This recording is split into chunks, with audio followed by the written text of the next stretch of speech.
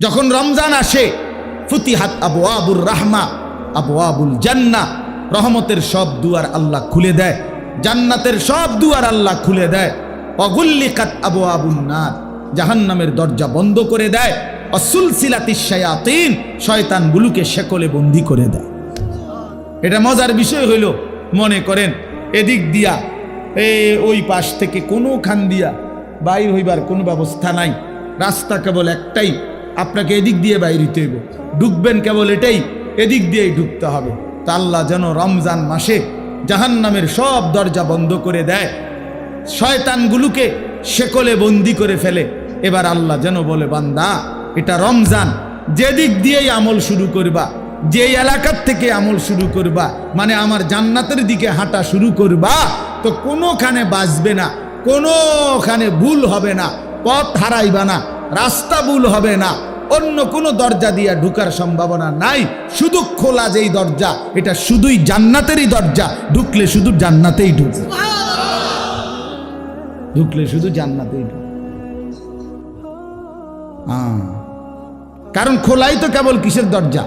জান্নাতের, জান্নাতের দরজা। এজন্য রমজানে যদি কেউ ইবাদতে লাগে, বন্দিগিতে লেগে যায়, আল্লাহর হুকুম পালন, তো আল্লাহ তাআলা বলেন মাস শেষে শুধু কেবল জান্নাতেই ঢুকবা, জান্নাতেই ঢুকবা, জান্নাতেই জান্নাতেই ঢুকবা। তাহলে নবী সাল্লাল্লাহু আলাইহি ওয়াসাল্লাম রমজান মাসের নাম রমজান উল্লেখ করছেন। মান কামা রমাদান, মান সামা রমাদান, এই রমজান শব্দটি আল্লাহ নবী বারবার উল্লেখ করছেন, বারবার উল্লেখ করেছেন। তাহলে যেই নাম আল্লাহ উল্লেখ করছেন, যেই নাম নবীজি উল্লেখ করছেন, তাহলে এটা নিঃসন্দেহে দামি কিনা বলেন? অতএব রমজান মাস আল্লাহর কাছে যেহেতু প্রিয়, রমজান মাস নবীর কাছে যেহেতু প্রিয়, আমি মোমেনের কাছেও রমজান প্রিয়। যা আমার আল্লাহর প্রিয় তা আমারও প্রিয়, যা আমার নবীর প্রিয় তা আমারও কি প্রিয়। এটা হলো এক। এবার আল্লাহ তাআলা রমজানের বৈশিষ্ট্য বলতেছে, আল্লাযী উনজিলা ফীহিল কোরআন। রমজান এটা সেই মাস যেই মাসে আমি আমার শ্রেষ্ঠতম কালাম কোরআন নাজিল করেছি। তাহলে রমজান মাস সেই মাস যেই মাসে কোরআন নাজিল হয়েছে। তাহলে রমজান কোরআন, রমজান কোরআন, এটা একদম কাগজের এই পিঠোপিঠ, এই পিঠে যদি লেখা থাকে রমজান, ওই পিঠে দেখা যাবে লেখা আছে কোরআন। কোরআন, রমজান আর কোরআন, অর্থাৎ রমজান মানে কোরআনের মাস, কোরআনের মাস। রমজানটাকে মনে করেন মেহমানের সামনে ট্রের মধ্যে করে 10 আইটেমের ছোট ছোট বাটিতে তরকারি দিছে, দিয়া উপরে একটা সুন্দর কাপড় দিয়ে মখমলের ঢেকে দিছে সবগুলোর উপরে, সবটি বাটির উপরে। তো আল্লাহ তাআলা যেন এই রমজান মাসটাকে কতগুলো ইবাদত দিয়ে সাজিয়েছেন। যেমন রোজা, এটা একটা ইবাদত, ইফতার এটা একটা ইবাদত, সাহারি মানে রাত্রির খাবার এটা একটা ইবাদত, 20 রাকাত তারাবি এটা একটা ইবাদত, তারপরে শেষ দশকে এতেকাফ মসজিদে এটা একটা ইবাদত, শেষ দশকের বেজর রাত্রিগুলোতে শবে কদর এটাও একটা কি ইবাদত। এইভাবে আল্লাহ তাআলা এগুলো দিয়ে সাজাইয়া এইটার উপরে যেন কোরআন নামের একটা চাদর দিয়ে ঢেকে দিছে।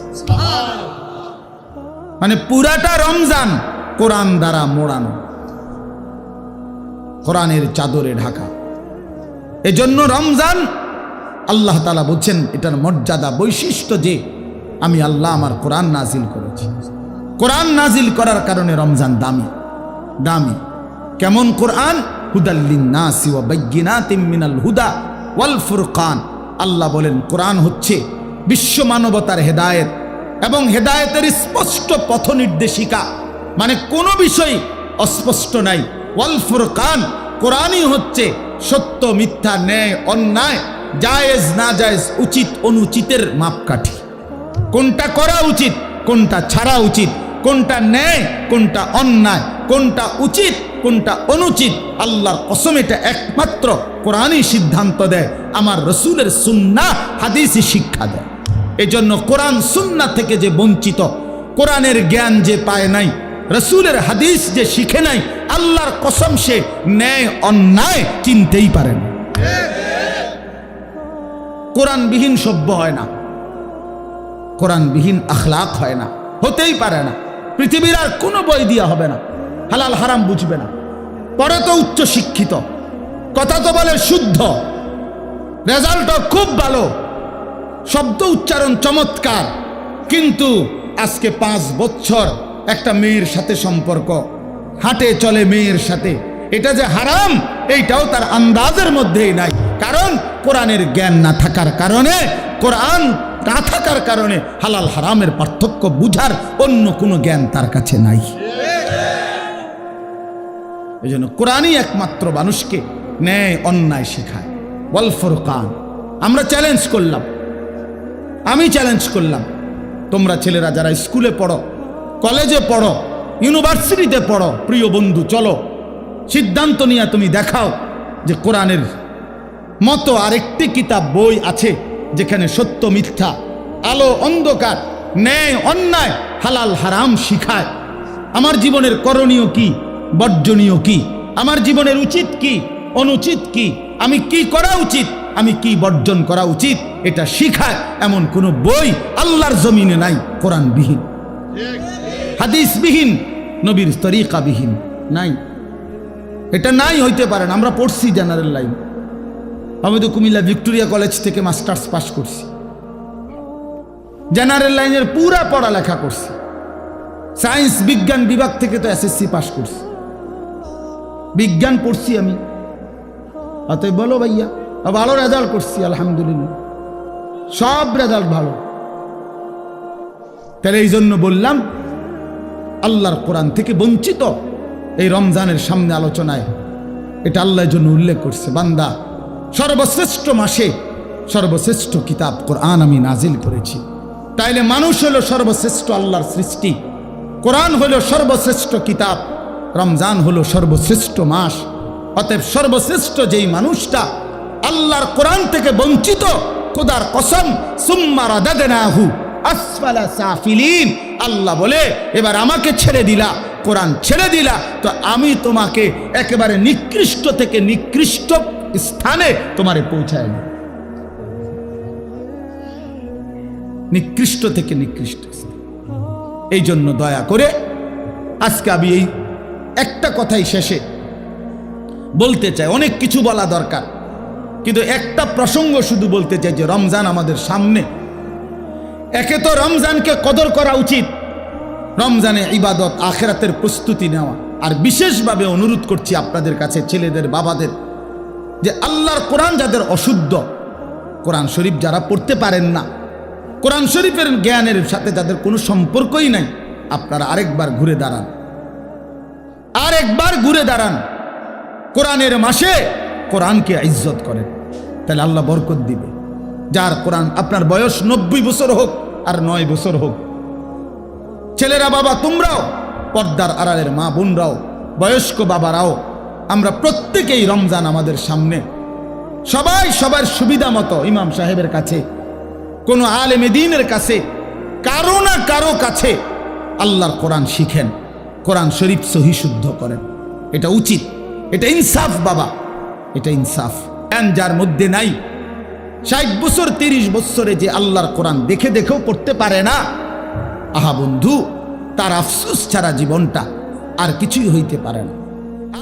একটা জগ, বালতি, গ্লাস, এটা যদি উল্টা করে রাখে, তো এইবার এটার উপরে আটলান্টিক মহাসাগরের সবগুলো পানি দিলেও তো এটা পুড়বে না, কারণ এটা তো উল্টো।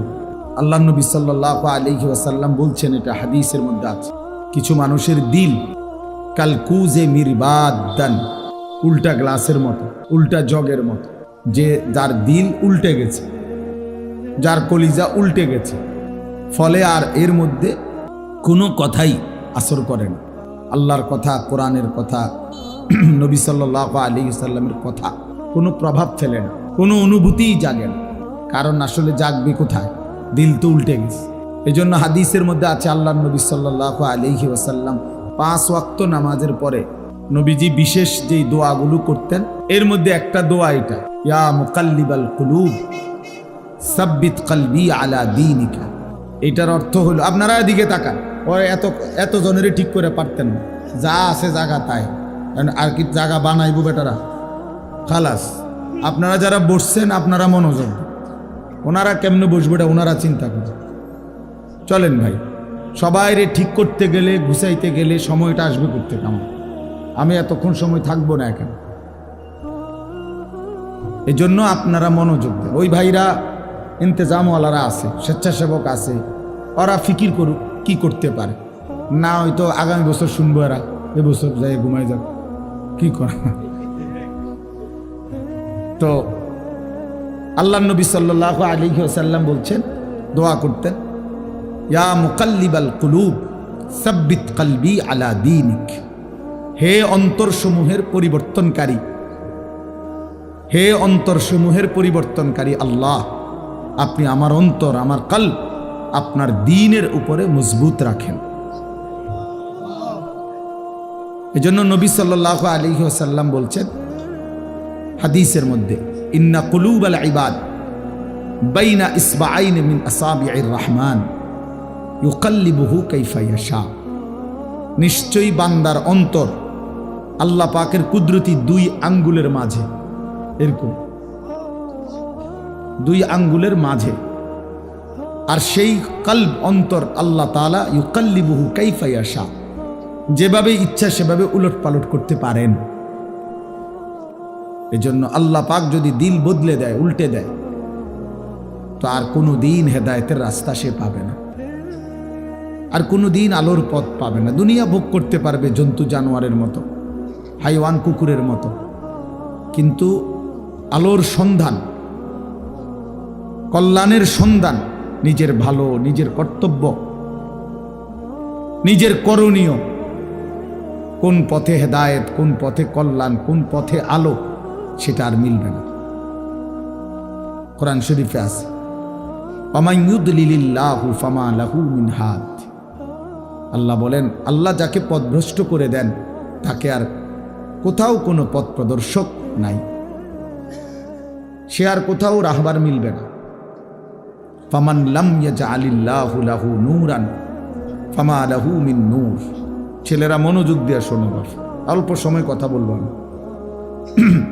আল্লাহ তাআলা বলেন, আল্লাহর আলো যে পেল না, ফামা লাহু মিন নূর, তার জন্য আর কোথাও কোনো আলো নাই। আল্লাহর আলো থেকে বঞ্চিত, তো সব জায়গায় তার জন্য অন্ধকার।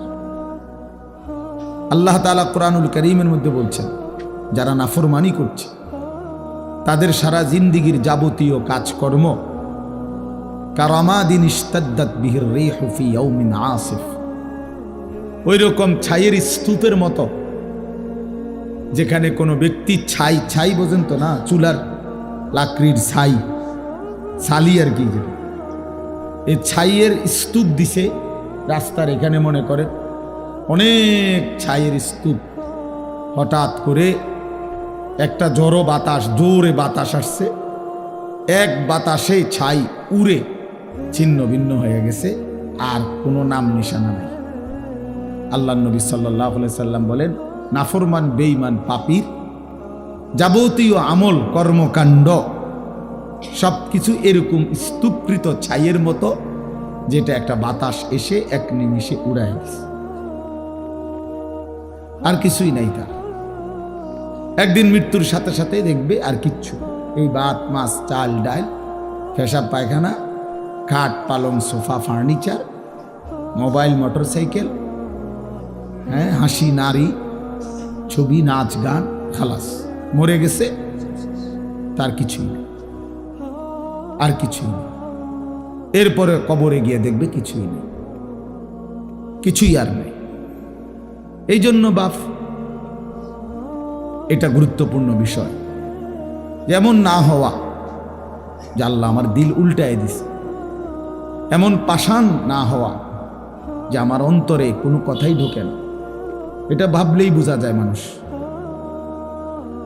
প্রত্যেকেই অনুভব করতে পারি, আমরা নিজের দিলে নিজেই বোঝাপড়া করতে পারি যে আসলে আল্লাহর কথা আমার দিলে কেমন লাগে, আখিরাতের কথা বললে আমার অন্তরের অবস্থা কেমন হয়। কবরের কথা, কবর দেখলে, মৃত্যু দেখলে, লাশ দেখলে, জানাজা দেখলে আমার কলিজার মধ্যে কোনো অনুভূতি জাগে কিনা, হৃদয়টা নরম হয় কিনা। রাসূলুল্লাহ সাল্লাল্লাহু আলাইহি সাল্লাম বলছেন, আমি তোমাদের কাছে দুইটা জিনিস রেখে যাচ্ছি নসিহত হিসাবে, তারাকতু ফীকুম আমরাইন ওয়াইজাইন, উপদেশ হিসাবে দুইটা জিনিস রেখে যাচ্ছি। একটা হলো কোরআন, যেটা নাতিক, যেটা উচ্চারণ করে, মানে তুমি পড়লেই কোরআন থেকে উপদেশ পাইবে। আরেকটা হলো নবীজি বলছেন, আমি আরেকটি উপদেশ তোমাদের জন্য রেখে যাচ্ছি, যেটা কোনো আওয়াজ করে না, নিশ্চুপ, কিন্তু তোমাদেরকে উপদেশ দেয়। সেটা কি? আল মাউত, মৃত্যু। মৃত্যু, প্রতিটা মৃত্যু তোমাকে নসিহত করে যে এর পরের জানাজা আমার, এর পরের এলান হয়তো আমার, এর পরের ঘোষণা আমার। এজন্য মৃত্যু একটা নসিহত। কাফা বিল মাউতে ওয়াইজান, নবী সাল্লাল্লাহু আলাইহি সাল্লাম বলেন, ওয়াজ নসিহতের জন্য, উপদেশ জন্য মৃত্যুর স্মরণ এটাই যথেষ্ট। মৌতের কথা কিছুক্ষণ ভাবা, কোনো লাশ, কোনো জানাজা, কোনো কবরস্থানে দাঁড়িয়ে একটু একটু ফিকির করা, এটাই যথেষ্ট ওয়াজ হিসেবে। এটাই বড় ওয়াজ, এটাই বড় নসিহত, এটাই বড় উপদেশ। উপদেশ। এজন্য হযরত ওমর রাদিয়াল্লাহু তাআলা আনহু 10.5 বছর মুসলমানদের খলিফা ছিলেন, বাদশাহ ছিলেন। উনি একজন লোক, এই ছেলে, এই ঘটনা কি দোস্ত, ব্যাটকাও কেন?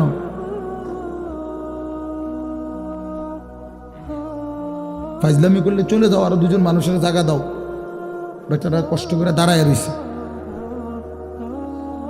কি ভাবছো দোস্ত? এর খামখেয়ালির জায়গা না। চেনো না আমারে? কোনো সময় দেখছো না? দুষ্টামি করো না, রসিকতা আমি পছন্দ করি না বাপ। তোমার আমি তো এখতিয়ার দিছি যে তুমি চলে যাও, কোনো অসুবিধা কি আমার?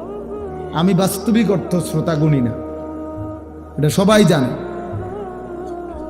আজকে 22 বছর 21 বছরের জীবনে আমি কম হোক বেশি হোক আমার এতে কোনো আপত্তি নেই, আসলেই না। আমি এটা কোনো বিষয় মনে করি, জনপ্রিয় অজনপ্রিয় এটি কোনো কথা না, বুঝেন না? এটা কোনো কথা না। একারে 10 কোটি মানুষ আমার চিনছে, তো কি আমার কবর রাজাব মাপ? বুঝেন না আপনার কথা? তো আর কি, আরে চিনলেই কি আর না চিনলেই কি? আমার আল্লাহ আমারে মাফ করবে কিনা, এটা হলো আমার চিন্তা। আপনি একারে সারা বাংলাদেশ আমার মাথা তালগি দিয়ে নিলে কি, তারপরে কি আমি কি হবে এতে? তাইলে এটা কোনো কথা না, এটা কোনো বিষয়ই না, এটা কোনো মূল বিষয় না। লোক হইছে, লোক হয় নাই, এইটা কোনো আলোচ্য বিষয় না। আল্লাহর কথা বলতে পারা এটাই সৌভাগ্য, শুনতে পারা এটাই সৌভাগ্য, আয়োজন করতে পারা এটাই সৌভাগ্য। কয়জনের জন্য কয়জনে শুনছি, কয়জনের বলছি, এত কিছু আমার দরকার। আল্লাহর কথা বলতে থাকা, যেখানে সুযোগ হয়, যতক্ষণ সুযোগ হয়, উপরে নিচে, এখানে সেখানে, দুয়ারে দুয়ারে বলতে থাকা। এবং আল্লাহর পথে যত ব্যথা, যত বেদনা, যত দুঃখ, যত অপমান, যত লাঞ্ছনা, সব সয়ে যাওয়া। कभी आरश पर, कभी फरश पर, कभी उनके दर, कभी दर बदर, गमे आशिकी तेरा शुक्रिया, मैं कहां कहां से गुजर गया। আল্লাহর পথে সব বেদনা, সব অপমান, আল্লাহ তবুও তোমার শুকরিয়া। তোমার কথা বলতে গিয়েই বেইজ্জতি হয়েছে, অসুবিধা কি? গমে আশিকি তেরা শুকরিয়া, মাই কাহা কাহা সে গুজার গায়া। আমি কই থেকে কই ছুটে গেলাম, তোমার জন্যই ছুটলাম, তোমার জন্যই ছুটলাম, তোমার কথাই ফেরি করলাম, ফেরি করলাম। গতকালকেও আমি রাত্রে শেষ যখন বয়ান শেষ করছি, লাস্ট রাতের 1:20 বাজে, হ্যাঁ শুরু হয়েছে জোরের পড়তে, কোথায় গেছি, কতক্ষণ করছি, কি কিচ্ছু আমার হিসাব কিতাব। চলছো তো চলো ভাইয়া, বলতে থাকো, খালাস। এই জন্য বললাম দোস্ত আমার রাগ হইও না, খামখেয়ালি করাটা আমি পছন্দ করি। আমার কত হলো কম হোক, মনোযোগ দিয়ে শোনো, এতে বরকত। একদিনে তুমিও বদলাইতা না আমি জানি, কিন্তু আন্তরিকতা থাকলে, মনোযোগ থাকলে একদিন সত্যি সত্যি আল্লাহ চাইলে বদলে যায়।